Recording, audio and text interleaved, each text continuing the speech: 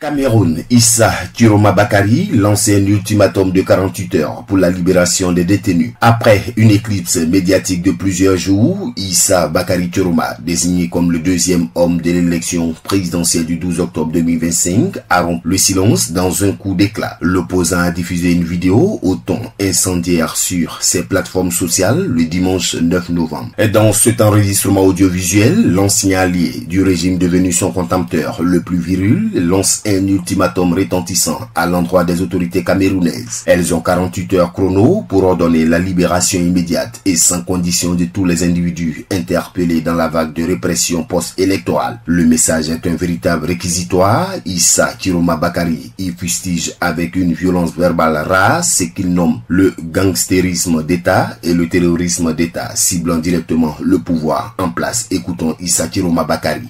Je voudrais donc demander à ce régime, du haut de ma responsabilité, parce que élu aujourd'hui de la République du Cameroun, de cesser cette pratique. Les Camerounais n'en veulent plus, les Camerounais n'en peuvent plus. Et pour ce faire, je leur donne 48 heures pour arrêter, pour libérer sans condition tous nos enfants, tous les Camerounais qui se trouvent aujourd'hui dans les prisons du Cameroun de manière générale. Je leur donne 48 heures. Faute de quoi, le peuple camerounais se retrouvera en légitime défense et se sentira libre non seulement de se protéger, mais également de tout faire pour protéger leurs enfants et les récupérer partout où ils se trouvent.